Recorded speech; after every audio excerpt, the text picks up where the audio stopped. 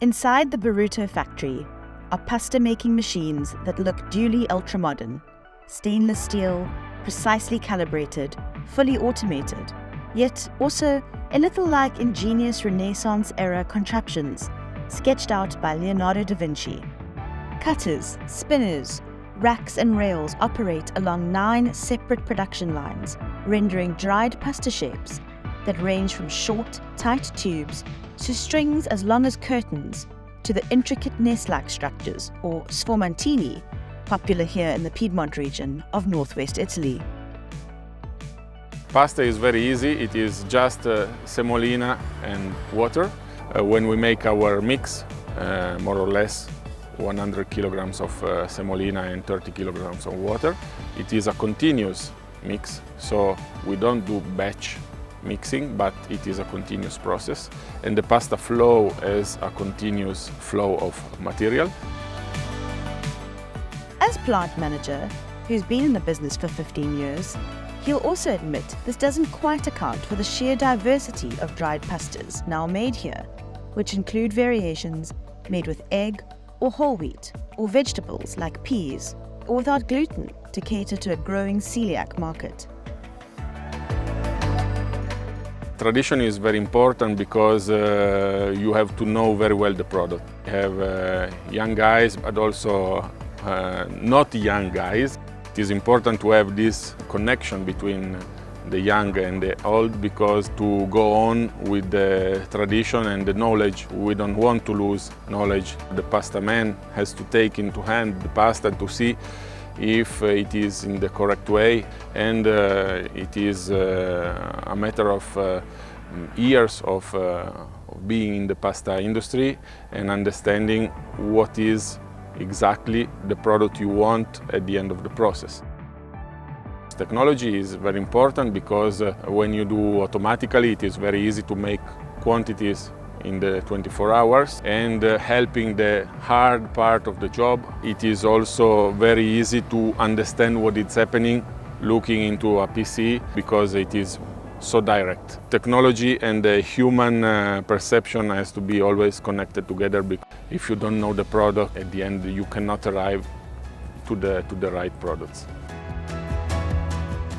Matteo grew up nearby, beside one of the flour mills owned by his family, and one of the fields from which they harvested their wheat.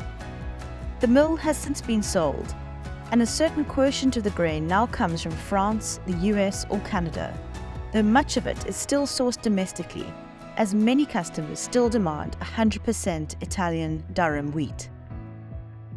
Since the days of Matteo's grandparents, the company has grown to supply private pasta labels for retailers all over the world, including Spinneys, as well as producing its own 3 main brands, Arrighi, Ital Pasta, and a gourmet line called 1881 by Stefano Burrito.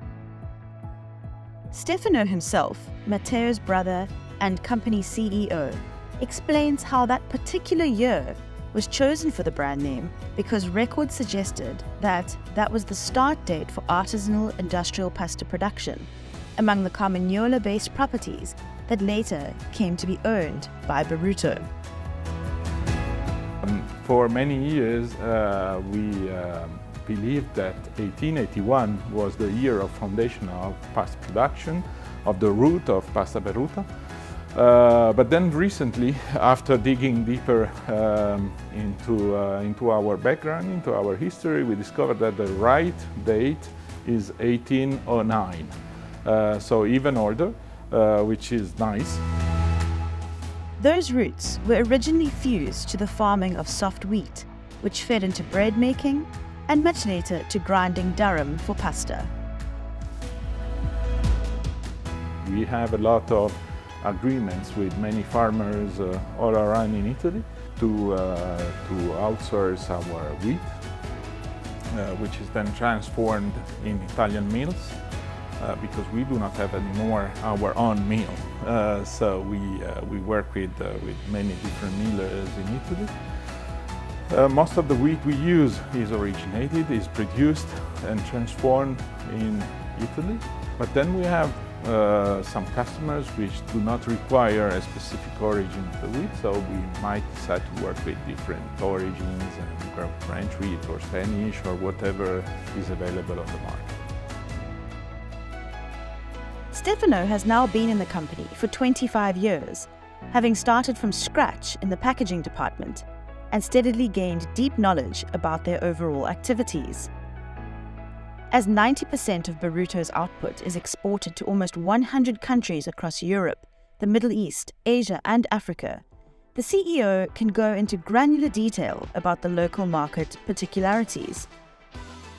For example, while long shapes like spaghetti make up 35% of production, and the biggest selling shortcuts are penne and fusilli, lesser-known coquillettes are considered essential in France, where that shape was first invented.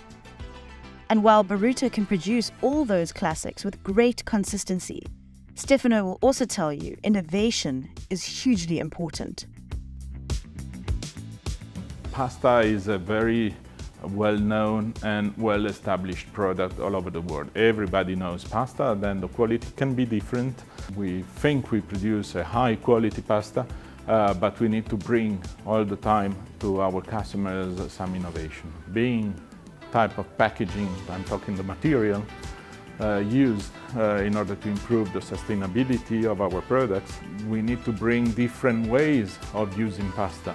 There's a traditional way, which we all know. We boil the water, we add the pasta, we cook for some minutes, we stir, we add our sauce. But because the world is changing and consumer habits are changing too, we need to think how to use pasta in a more modern way. Some years ago, one day we were checking numbers for Oriental noodles and we discovered it's a huge market. But Stefano is talking about tech innovations too, and making the whole process more sustainable. Solar panels on the roof provide 25% of Pasta Baruto's factory's energy, and a new power system will recycle the heat generated in the drying process. This is part of looking to the future, and though Stefano himself does not have children, he hopes that Matteo's kids and their sister Anna's will help ensure that Baruto remains one of the big names in Italian pasta making. It's a family company that keeps bringing new ideas to the market.